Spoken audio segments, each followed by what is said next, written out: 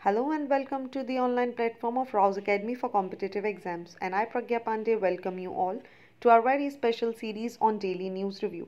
आज हम जिन न्यूज़ को यहाँ पर कवर करने वाले हैं वो है 508 नए अमृत भारत स्टेशंस के रीडेवलपमेंट के बारे में यहाँ पर हरी झंडी दे दी गई है। साथ ही हम बात करेंगे कि किस तरीके से इंडिया का जो शुगर सरप्लस है वो इंडिया को क्राइसिस की तरफ लेकर जा सकता है। Along with that we'll be discussing about the rising food prices जो इन्फ्लेशन को और साथ ही कंज्यूमर प्राइस इंडेक्स को लगातार बढ़ाते जा रहे हैं। We will also discuss about the unaccounted wealth. साथ ही 5% बर्ड्स इंडिया में आज की डेट में एंडेमिक कैटेगरी में आ गई हैं। Along with that we'll be discussing about कि कैसे एमपी की जो स्ट्रेटेजी है टाइगर प्रिजर्वेशन को लेकर वो चीता प्रिजर्वेशन के लिए भी मददगार साबित हो सकती है। And last we'll be covering about the startup which helps 35 cities plug in water network leak.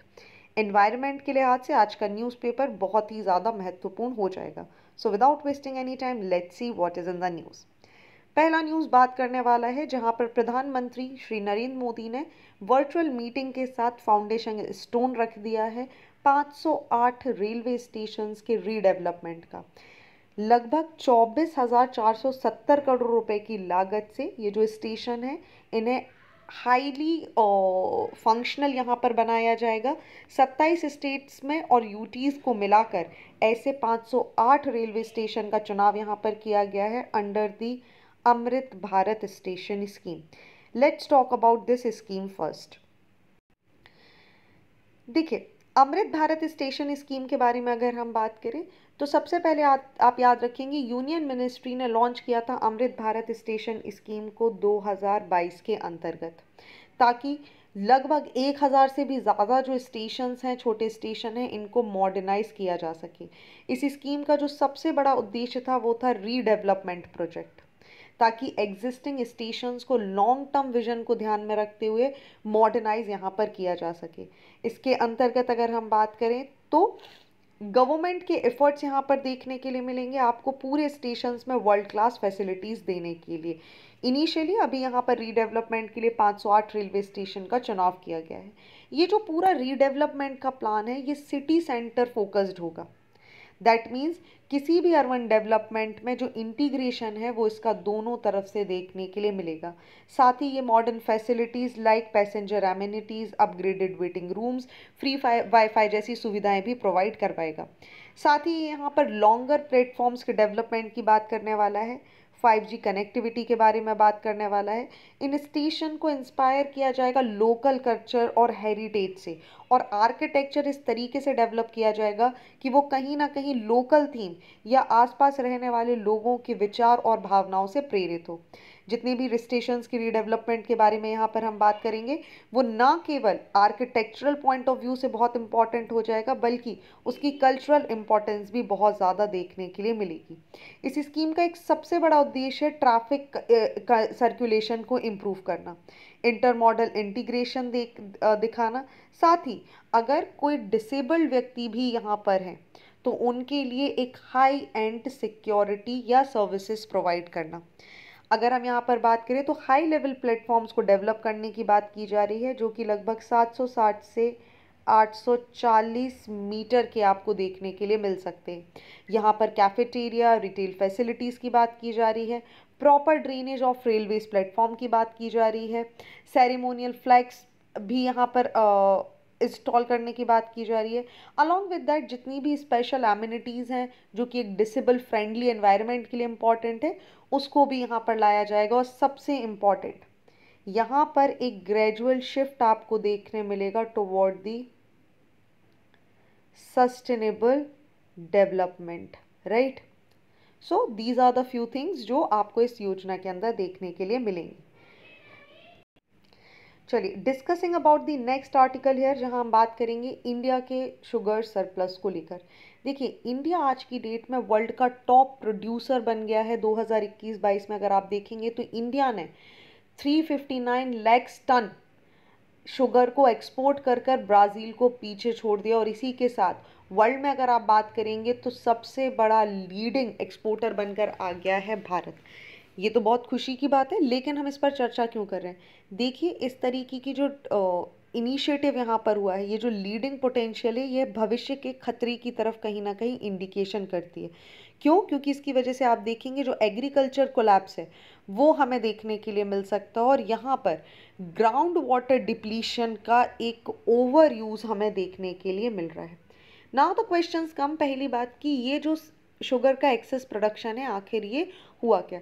देखिए, इंडिया वर्ल्ड का लार्जेस्ट शुगर एक्सपोर्टर बन गया, उसके कुछ कारण हैं। पहली बात तो एफआरपी, ये सेंट्रल गवर्नमेंट की एक स्कीम होती है, एक ऑफर होता है जहाँ पर फेयर और रेम्यूनरेटिव प्राइस जिसे हम बोलते हैं उसको दिया जाता है। किसको दिया जाएगा जी? ये शुगर केन जो फार्मर्स होते हैं, ये एक ऐसा अमाउंट है जो बिल्कुल एमएसपी से मिलता जुलता है, जहाँ पर जो कंपनीज हैं, जो शुगर मिल्स हैं, इनको प्रत्येक शुगर फार्मर्स को एक मिनिमम अमाउंट क्रॉप के बदले में यहाँ पर देना होगा, which is a fair profit. इसी के अलावा स्टेट गवर्नमेंट बहुत सारी सब्सिडीज देती है, इंसेंटिवाइज कर रखा है शुगर केन कल्टीवेशन को लेकर, जिसकी वजह से कहीं ना कहीं फार्मर्स के लिए एक विन विन सिचुएशन होती है।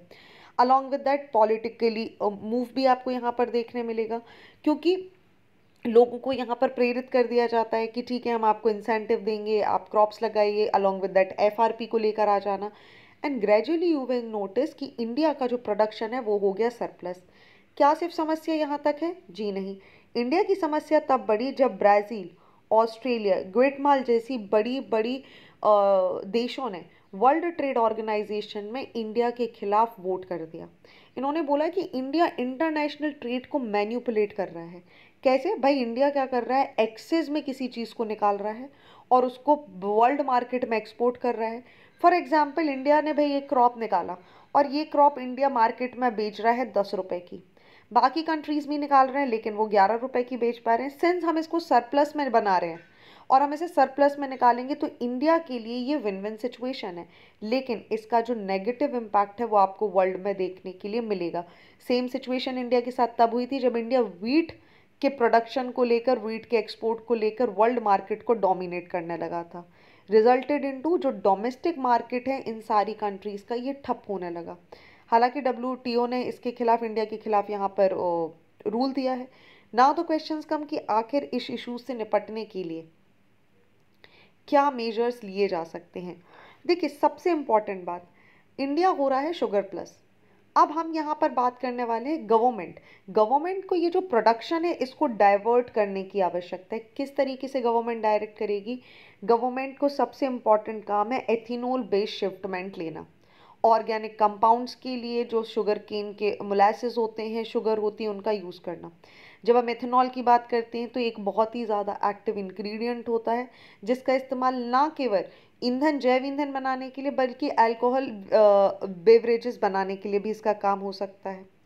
ट्रांसपोर्ट सेक्टर में अगर हम बात करेंगे तो एथेनॉल ब्लेंडेड पेट्रोल का यूज़ किया जा सकता है, जिसकी वजह से आप देखेंगे कार्बन मोनोऑक्साइड और हाइड्रोकार्बन जैसे जो केमिकल्स होते हैं, जो गैसेस होते हैं, इनको रिड्यूस कर सकते हैं। क्यों? क्योंकि इंडिया ने पॉलिसी भी ले रखी है इथेनॉल ब्लेंड प्रोग्राम्स के बारे में, जिसमें 2023 तक इंडिया ने डिसाइड करके रखा है कि वो क्या करेगा, अपने ग्रीन हाउस गैसेस का एमिशन कम करेगा। किस तरीके से? पेट्रोल बेस्ड व्हीकल्स का यूज़ कम करेगा, एनवायरमेंटल फ्रेंडली सस्टेनेबल डेवलपमेंट की बात करेगा। और इसी को देखेंगे आप तो इंडिया ने जो ब्लेंडिंग रेट है, इन्होंने बोला कि ठीक है, आप 95% पेट्रोल और स्टार्टिंग में 5% आप क्या करेंगे, एथेनॉल मिक्स करेंगे। धीरे से ये टारगेट शिफ्ट हो जाएगा 2025 में, जहां पर 80% पेट्रोल और 20% आपको क्या देखने मिलेगा, एथेनॉल। और ग्रेजुअली इस तरीके से इंडिया आगे की तरफ मूव करता जाएगा। सो दिस इज हाउ, पहली चीज़ तो हम इसको डाइवर्सिफाइड कर सकते हैं। नाउ तो क्वेश्चंस कम कि ग्राउंड वाटर पे क्या इम्पैक्ट पड़ रहा है। देखिए, बहुत प्यारा आर्टिकल है, मल्टीपल डायमेंशंस में बात कर रहा है। सो आई थिंक आपको इसको कहीं से भी मिस नहीं करना चाहिए। देखिए, ईबीपी की वजह से इंडिया की जो क्रूड ऑयल पर डिपेंडेंसी है वो धीरे धीरे कम होने लगेगी, ग्रीन हाउस का एमिशन कम होने लगेगा। इसके बावजूद भी आप बात कर रहे हैं कि हमें शुगर केन का कम से कम कंजम्पशन क्यों करना है। देखिए, शुगर केन की जब आप बात करते हैं तो बेटा ये एक वाटर इंटेंसिव क्रॉप होती है, इसके लिए बहुत ज़्यादा मात्रा में पानी की आवश्यकता है। ऑन एन एवरेज अगर हम बात करें तो इसको आवश्यकता होती है 3000 मिलीमीटर रेनफॉल की। लेकिन आज की डेट में आप जिन टॉप ग्रोइंग स्टेट्स को देखेंगे जो शुगर केन का प्रोडक्शन कर रहे हैं, वहाँ पर केवल और केवल 1000 से लेकर 2000 ml वो भी एवरेज बारिश होती है, विच मीन्स इनकी जो पूरी डिपेंडेंसी है it is on the ground water, जिसकी वजह से जो एक्यूफायर्स हैं वो ख़राब हो रहे हैं। और लगभग आप समझिए, अगर आपको 100 किलो शुगर बनानी है तो आपको 2 लाख लीटर ग्राउंड वाटर की आवश्यकता पड़ जाएगी इरीगेशंस के लिए। इसी की वजह से बहुत सारे जो स्टेट्स हैं आप देखेंगे वो ड्रॉट प्रोन सिचुएशन में आ रहे हैं। अब सवाल आता है कि देखिए इसका सॉल्यूशन क्या है। जी, सॉल्यूशन है एनवायरमेंटल फ्रेंडली तकनीकों का इस्तेमाल करना, कुछ इस तरीके की मेथड्स को निकाल कर लाना जिसकी वजह से आप देखिए सस्टेनेबल डेवलपमेंट की तरफ आप बढ़ सकें। इंसेंटिवाइज क्रॉप्स को थोड़ा सा कम करना होगा, कंसिस्टेंट सरप्लस की तरफ नहीं जाना होगा, फेयर और कॉम्प्रिहेंसिव सब्सिडी स्कीम्स लानी होंगी। साथ ही यहाँ पर इन इंटेंसिव क्रॉप्स की जगह क्रॉप रोटेशन भी करने की आवश्यकता ज़रूरी है।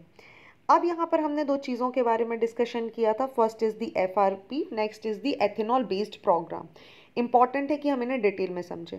Fair and remunerative price scheme government का एक इनिशिएटिव है जो कि एम करता है, उद्देश्य करता है कि वो फेयर और गारंटेड प्राइस प्रोवाइड करवाएगा शुगर केन फार्मर्स को from the sugar cane mills owner. ये जो पॉलिसी है ये इम्प्लीमेंट की गई थी सेंट्रल गवर्नमेंट के द्वारा ताकि जो शुगर केन ग्रोअर्स हैं उनके इंटरेस्ट को प्रोटेक्ट किया जा सके। एफआरपी को हर साल गवर्नमेंट ऑफ इंडिया के द्वारा यहाँ पर डिसाइड कर दिया जाता है और ये बिल्कुल जिस तरीके से एमएसपी काम करता है उसी तरीके से शुगर मिल्स के ऊपर ये लग जाता है। नाउ द क्वेश्चंस कम कि एफआरपी को फिक्स कौन करता है। देखिए, एफआरपी को डिटरमाइन किया जाता है by the commission for agriculture cost and the prices, जो कि एक स्टैट्यूटरी बॉडी है under the ministry of agriculture and family welfare. हालांकि सीएसीपी जब इसका अमाउंट डिसाइड करती है तो वो बहुत सारे फैक्टर्स को ध्यान में रखती है। कॉस्ट ऑफ कल्टीवेशन क्या थी, इनपुट प्राइस मेथड क्या थी, मार्केट की कंडीशन क्या है, और इन सभी चीज़ों को ध्यान में रखते हुए एक फाइनल अमाउंट डिसाइड किया जाता है। इसके बाद एफआरपी को अनाउंस कर दिया जाता है by the CCEA which is the cabinet committee on economic affairs. अब देखिए यहाँ पर एक सबसे बड़ी चीज़ क्या की गई, इसको लाया गया था ताकि जो प्राइवेट शुगर मिल्स हैं, जो ओनर्स हैं, वो किसी भी व्यक्ति को यहाँ पर एक्सप्लॉइट ना कर सके। और इसी को लेकर शुगर मिल्स को ऑब्लाइट किया गया कि वो शुगर केन का जितना भी यहाँ पर अमाउंट है जो एफआरपी फिक्स किया गया है वो कम से कम उतना या उससे ज़्यादा अमाउंट दें। इन केस अगर वो पेमेंट करने में डिले हो जाती हैं तो यहाँ पर 15% सालाना दर के हिसाब से फाइन भी लग सकता है। इसी को लेकर आप देखेंगे तो एफआरपी में एक सबसे इम्पॉर्टेंट चीज़ जो आपको याद रखनी है कि ये रंग राजन कमेटी की समीक्षा पर उनके रिकमेंडेशन पर एफआरपी को लेकर आया गया था। अब इसी के जैसे एफआरपी के जैसे एक और बड़ा मुद्दा है which is the SAP, which is the state advised price. बहुत सारे स्टेट्स में जहाँ पर शुगर केन का कल्टीवेशन बहुत सिग्निफिकेंट है, स्टेट गवर्नमेंट बिल्कुल एफआरपी की तरह ही एक एसएपी प्रोवाइड करती है जो कि एफआरपी के मुकाबले बहुत ज़्यादा है, जिसकी वजह से मैक्सिमम जो किसान हैं वो प्रेरित हो जाते हैं कि भाई हम एसएपी का यहाँ पर एसएपी का यूज़ करेंगे, हम शुगर केन को लगाएंगे, no matter what the condition क्या होगी, बारिश किस तरीके से होने वाली है, फसल खराब होगी या बनेगी, हमें हमारा एक फेयर प्राइस यहाँ पर मिल जाएगा। ओके, चलिए आगे अगर हम बात करें तो पेमेंट है जो एफआरपी का वो कंट्री में डील किया जाता है with the essential commodities act 1955। Next बात करेंगे हम एथेनॉल के बारे में। देखिए, एक ब्लेंडेड पेट्रोल है जिसे कंसीडर किया जाता है क्लीनर और environmental friendly alternative of the regular petrol. इसकी वजह से ग्रीन हाउस गैसेज जैसी डिफरेंट जो गैसेज हैं, हार्मफुल गैसेज हैं, वो कम आपको देखने मिलेंगी, like the carbon monoxide, hydrocarbons etcetera. Ethanol blend program की अगर हम बात करें तो इसे लॉन्च किया गया था by the government of India in 2003। इसका मुख्य उद्देश्य था कि इंडिया की जो डिपेंडेंसी है उसे क्रूड ऑयल पे से कम करना। क्यों कम करना? ताकि इंडिया ग्रीन हाउस गैसेस के एमिशन को कम कर पाए और साथ ही पेट्रोल बेस्ड व्हीकल्स को यहाँ पर कम करना। इसी को ध्यान में रखते हुए गवर्नमेंट ने डिसाइड किया कि वो 2003 से एथेनॉल ब्लेंडेड पेट्रोल को यहाँ पर सप्लाई करेगी, विच मीन्स पेट्रोल में 5% जो भाग रहेगा वो इस एथेनॉल का रहेगा, rest you will find the normal petrol. और इसी दर को, जो एथेनॉल की मिलने की दर है, इसे साल दर साल बढ़ाया जाएगा। बाद में आप देखेंगे गवर्नमेंट ने अनाउंस कर दिया था कि 10% ब्लेंडेड टारगेट रखा गया यहाँ पर, जहाँ पर 2022 के बाद 2030 तक 20% का टारगेट यहाँ पर सेट कर लिया गया। चलिए बात करते हैं अगले आर्टिकल के बारे में, जहाँ पर बढ़ती हुई कीमतों ने इन्फ्लेशन को लेकर झटका दे दिया है। देखिए, इंडिया का जो रिटेल इन्फ्लेशन है वो एक हाईएस्ट टारगेट 6% पर जाकर यहाँ पर बंद हुआ है। इसकी वजह से आप देखेंगे इंडिया में जो इन्फ्लेशन है उसकी दर लगातार बढ़ती जा रही है। अगर हम बात करें तो आरबीआई की मॉनेटरी पॉलिसी कमेटी, जिसे हम एमपीसी भी बोलते हैं, इन्होंने अपना कंसर्न दिखाया है कि लगातार इन्फ्लेशन की जो रेट्स हैं वो बढ़ती जा रही हैं। अगर हम जुलाई से सितंबर के क्वार्टर की अकेली बात कर लें तो आप देखेंगे 2023-24 में जो मॉनेटरी पॉलिसीज हैं इन्हें रिव्यू किया गया और पाया गया कि 6% से भी ज़्यादा यहाँ पर इन्फ्लेशन की दर रिकॉर्ड की गई है। साथ ही अगर हम आगे बात करें तो कंज्यूमर प्राइस इन्फ्लेशन या सीपीआई की बात करें तो वो भी पिछले 3 महीने में आप देखेंगे तो वो 4.8% इंक्रीज हुआ है from the comparative last year of the same month. Specially आप देखेंगे तो हायर फूड प्राइजेस, जिसमें से भी सीरियल्स, पल्सेस, मिल्क और टोमेटो के प्राइसेस ने यहाँ पर सीपीआई को बढ़ा दिया है। जुलाई में अगर अकेले हम बात करें तो जो टमाटर के प्राइसेस हैं वो बढ़ के हो गए हैं लगभग 176% पिछले साल के मुकाबले में। इसी के अलावा तुअर की दाल, राइस, सॉल्ट, मिल्क और पल्सेस की भी जो प्राइस हैं उनमें 10% का इजाफा देखने के लिए मिला है। साथ ही इकोनॉमिक्स ने यहाँ पर एक्सपेक्ट किया है कि जो सीपीआई है ये लगभग 5.8% के आसपास सेटल होती हुई हमें नज़र आएगी और इसके बाद आप देखेंगे जून, जुलाई, अगस्त के बाद जो इसकी रेट है वो 5%, 5.1% के आसपास आकर सीमित हो जाएगी।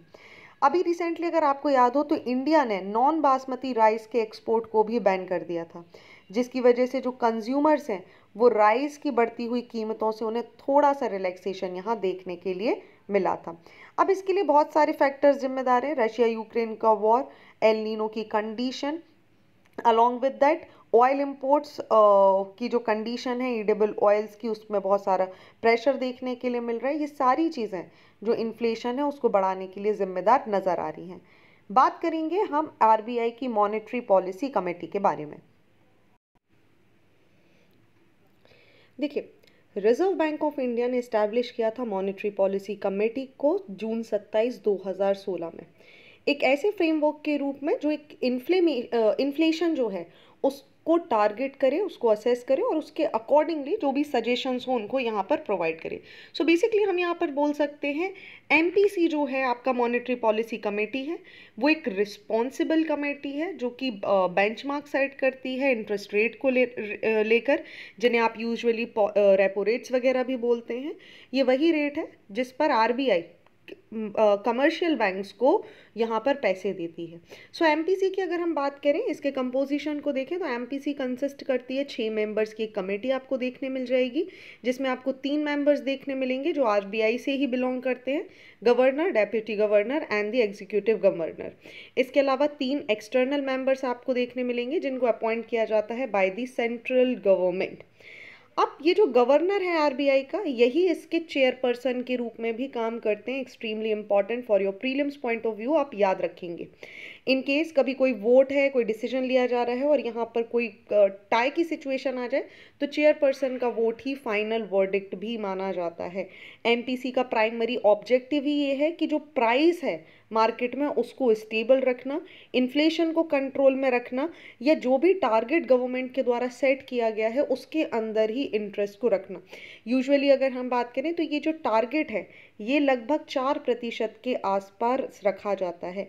एमपीसी की मीटिंग वर्ष में आपको 4 बार देखने के लिए मिल जाएगी, जिसमें ये रिव्यू करती हैं इकोनॉमिक या फाइनेंशियल जो भी डेवलपमेंट है, रेपो रेट को लेकर क्या डिसीजन लेने की आवश्यकता है, किस तरीके से इन्फ्लेशन को कर्व किया जा सकता है, ये सारे डिसीजंस आपको यहाँ पर देखने के लिए मिलेंगे। Next we should also know about the CPI. CPI की जब हम बात करते हैं तो ये स्टैंड करता है कंज्यूमर प्राइस इंडेक्स को लेकर। एक तरीके से आप बोल सकते हैं कि कंज्यूमर की जो डेली यूज़ की चीज़ें हैं उसका, उनके प्राइसेस का हाइक होना किस तरीके से कंज्यूमर पे इम्पैक्ट कर सकता है, उसको मेजर करने के लिए ही इसको यहाँ पर बनाया गया है। So basically it measures the prices changes from the perspective of the retail buyer. इसको रिलीज़ किया जाता है by the NSO, monthly basis पर इसे रिलीज़ किया जाता है। सीपीआई की अगर हम बात करें तो इसको कैलकुलेट किया जाता है अलग अलग प्राइस पे, अलग अलग कमोडिटीज़ पे, अलग अलग सर्विसेज पे। जैसे आप बात कर सकते हैं foods, beverages, housing, clothing, transportation, या ऐसी कोई भी चीज़ जो आप daily day to day life में यूज़ कर सकते हैं। सीपीआई की अगर हम बात करें तो अलग अलग कैटेगरी के हिसाब से इसको डिफरेंट सब कैटेगरीज में डिवाइड किया हुआ है। फॉर एग्जांपल अगर हम देखें तो सीपीआई को बेसिकली दो कैटेगरी आपको सीपीआई अर्बन और सीपीआई रूरल देखने के लिए मिलेंगी, क्योंकि आप देखेंगे रूरल इंडिया में और रूरल एरियाज में जो खर्चे हैं वो डिफरेंट हैं, अर्बन सिटीज़ में खर्चे अलग आपको देखने मिल जाएंगे। तो सीपीआई की अगर हम बात करें तो ये बेसिकली इंडिकेट करता है कि जो ओवरऑल इन्फ्लेशन रेट है वो हमारी गुड्स और सर्विसेज बास्केट, गुड और सर्विसेज बास्केट का मतलब है जो हमारी डेली एसेंशियल कमोडिटी है उस पर कितना असर डालता है। इसके अंदर अगर हम बात करें तो वॉलेटाइल फूड और फ्यूल कंपोनेंट्स को यूजुअली इससे बाहर रखा जाता है। There are usually 4 types of CPI, आप याद रखेंगे। फर्स्ट इज आईडब्ल्यू जिसे हम इंडस्ट्रियल वर्कर्स के लिए सीपीआई बोलते हैं। Next is the AL which is the CPI for agriculture level, then the RL for rural India, and CPI normally जिसे अर्बन रूरल कंबाइंड माना जाता है। यूजुअली सीपीआई को कैलकुलेट करते टाइम जो बेस ईयर लिया जाता है इट इज द 2012। बात करते हैं नेक्स्ट आर्टिकल के बारे में जहां हम समझेंगे अनअकाउंटेड वेल्थ को लेकर।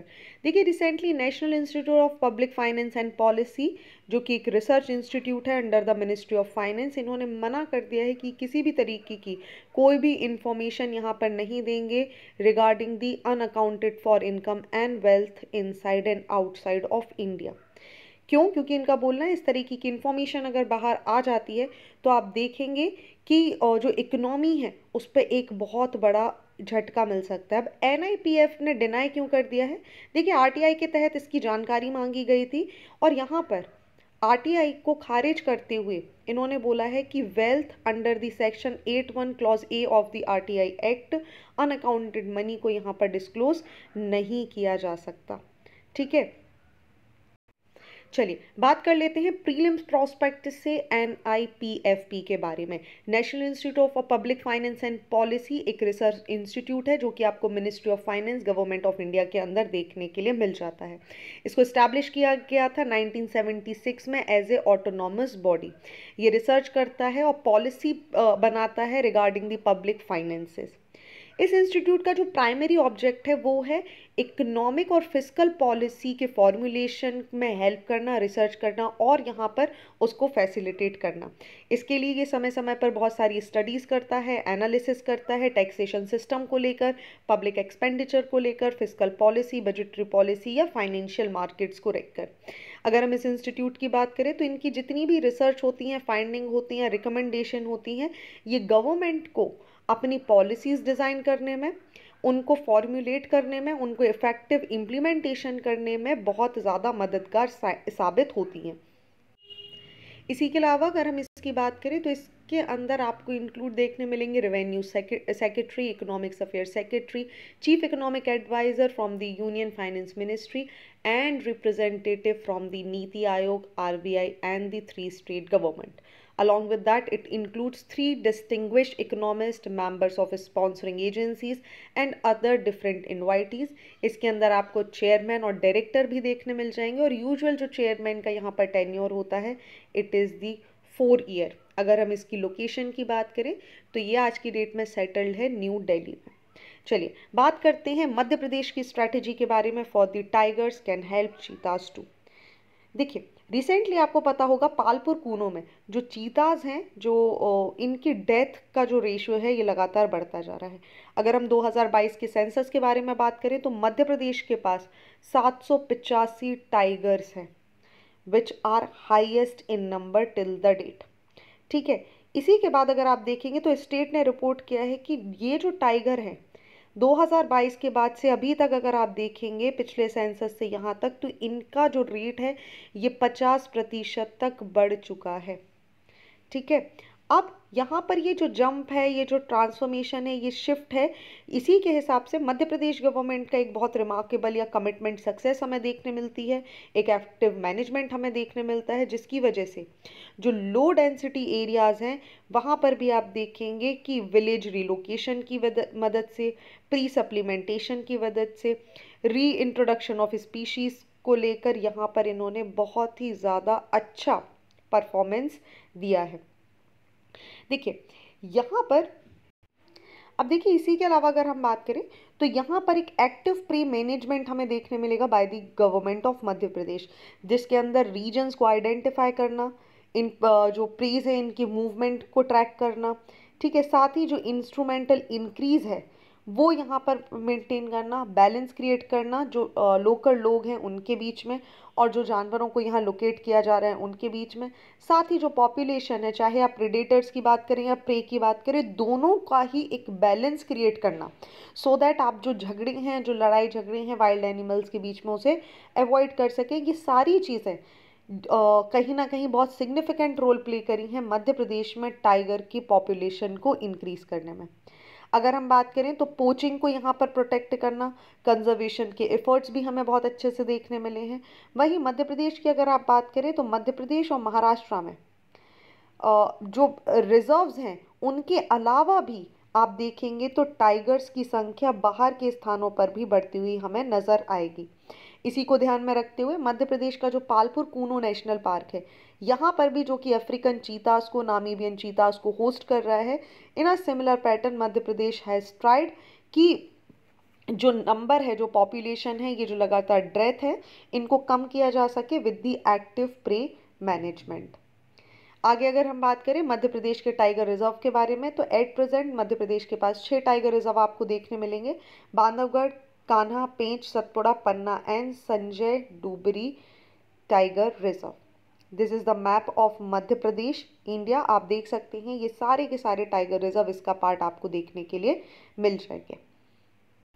Moving on to the next article, जहां पे बात की जा रही है 5% of birds in India are endemic. ये डिस्क्लोजर दिया है हमें जूलॉजिकल सर्वे ऑफ इंडिया के द्वारा। देखिए जूलॉजिकल सर्वे ऑफ इंडिया ने अपनी एक रिपोर्ट पब्लिश करी है जिसका टाइटल है 75th endemic birds of India on it's 108th foundation day. इन्होंने बताया कि इंडिया लगभग 1353 बर्ड स्पीशीज, लगभग 12.40% ग्लोबल वर्ल्ड डाइवर्सिटी का पार्ट बनता है।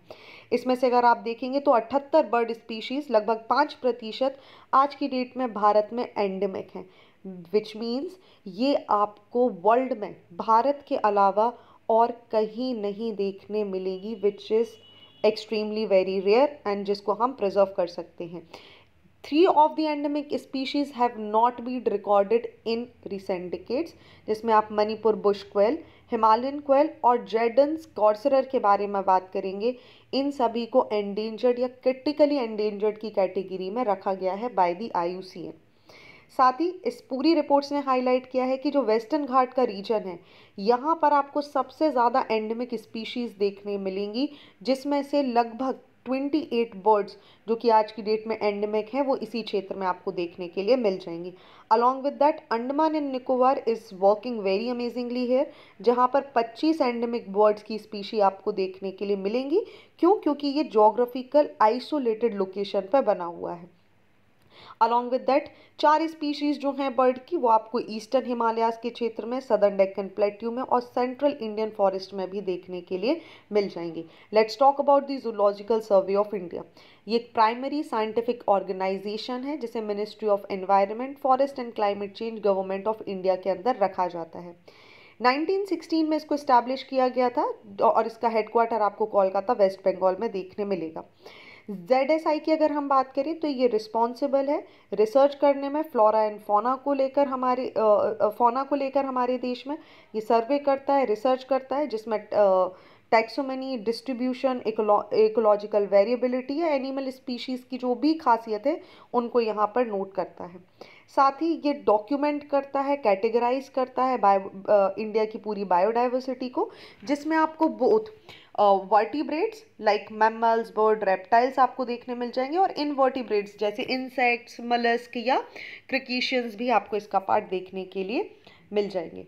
आगे अगर हम बात करें तो यही ऑर्गेनाइजेशन है जो बहुत एक्सटेंसिव फील्ड सर्वे करती है भारत के अलग अलग रीजन्स में, और इसके अलावा ये हमें बताती हैं कि क्या बायोलॉजिकली या बायोडाइवर्सिटी की हमें आवश्यकता है, किस तरीके से इंडिया की पॉलिसीज़ होनी चाहिए, या जो भी एक्सपर्टीज़ या टेक्निकल असिस्टेंस है अलग अलग गवर्नमेंट एजेंसीज़ को फौना को प्रोटेक्ट करने में, वाइल्ड लाइफ कंजर्वेशन के लिए, वो सारी इंफॉर्मेशन या मदद प्रोवाइड की जाती है by the zoological survey of India.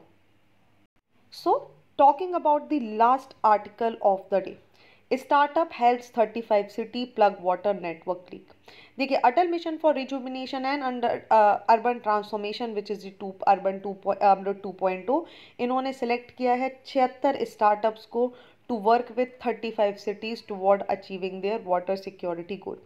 देखिए, इंडिया की water pitch pilot scale startup challenge India यहाँ पर लेकर चल रहा है, जिसको लॉन्च किया गया है, extremely very important, you should remember it, last year by the union housing and urban affairs ministry in partnership with the administrative staff college of India. ये जो सिलेक्टेड स्टार्टअप हैं, इनको लगभग 20 लाख रुपए यहाँ पर दिए जाएंगे, और इनको कुछ काम असाइन किए जाएंगे, जैसे सिटीज़ और म्यूनिसिपैलिटी कॉरपोरेशन को डेवलप करना, इनकी ग्रोथ के लिए काम करना, वाटर बोर्ड्स के बारे में यहाँ पर काम करना, इनको रिजुविनेट करना। ये जो स्टार्टअप है ये डिफरेंट इनोवेशन टेक्नोलॉजी का यहाँ पर यूज़ करेंगे, और वाटर रिलेटेड जितनी भी चैलेंजेस हैं जैसे लीक, उसको यहाँ पर सुधारेंगे, पाइपलाइंस के जो लीक हैं उनको यहाँ पर सुधारेंगे, और साथ ही वाटर सेविंग को लेकर यहाँ पर काम करेंगे। बात करते हैं अमृत 2.0 की, तो ये गवर्नमेंट का एक इनिशिएटिव है जो कि अर्बन एरियाज को ट्रांसफॉर्म और रिजुविनेट करने के लिए काम कर रहा है। बेसिकली अगर हम बात करें तो अमृत मिशन की शुरुआत हुई थी 2012 में, और इसका प्राइमरी फोकस था जो वाटर सप्लाई बॉडीज़ हैं उनको रिजुविनेट करना, उनको प्रोटेक्ट करना, सीवरेज, ड्रेनेज और जो अर्बन ग्रीन स्पेस है उसको यहाँ पर सही करना। इसका मेजर काम है जो लाइफ है अर्बन एरियाज़ में रेसिडेंट्स की, उनको इम्प्रूव करना by giving the basic infrastructure and services. इस मिशन को डिज़ाइन किया गया है ताकि ये इंश्योर कर सके कि जितने भी हाउस होल्ड हैं सिटीज़ में, इनके पास एटलीस्ट पाइप वाटर सप्लाई और सीवरेज कनेक्शन आपको देखने के लिए मिल जाएगा। इसी के ध्यान में रखते हुए यहाँ पर ग्रीन स्पेस को डिज़ाइन करना, पार्क्स को बनाना, रिक्रिएशनल एरियाज़ को क्रिएट करना in all over the urban areas, और हेल्दी लाइफ स्टाइल को प्रमोट करने का काम भी आपको अमृत 2.0 के अंदर देखने के लिए मिलेगा। इस मिशन की अगर हम बात करें तो ये बेसिकली गवर्नमेंट के स्वच्छ Bharat mission, smart city mission दोनों के साथ इनिशिएटिव करता हुआ आगे बढ़ता है। इसी के अलावा अगर आप टैप वाटर की बात कर रहे हैं इन दी रूरल एरिया, तो आप याद रखेंगे जल जीवन मिशन की। ओके, तो ये थी इसकी इम्पॉर्टेंट बातें। आप अमृत 2.0 के बारे में कुछ और डिटेल इस इमेज से भी ले सकते हैं। आई होप आपको सारी चीज़ें क्लियर हो चुकी होंगी। तो वक्त है आज के मेंस के क्वेश्चंस को डिस्कस करने का। पहला क्वेश्चन है, what is the role of RBI's monetary policy committee in India's monetary policy framework? How does the MPC influence the key policy rates like repo rate and reserve repo rate? Next question is, how does the Indian government support sugarcane farmer through procurement policies? Also highlight fair and remunerative prices scheme. In questions के answer आप हमारी website पर जाकर दे सकते हैं। आप अपने answer हमारे कमेंट सेक्शन में अपलोड कर सकते हैं, उसका लिंक आपको description box, in fact comment section में भी पिन हुआ मिल जाएगा। So thank you for watching this video. Do not forget to hit like button, comment your valuable feedback and press the subscribe button to never miss any updates.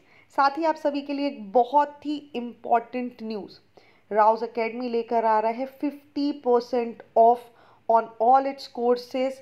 ये सारे courses जो आपको यहाँ पर दिखाई दे रहे हैं, ताकि हम सेलिब्रेट कर सकें 15 अगस्त। So don't wait and book your seat right now. Thank you and see you tomorrow.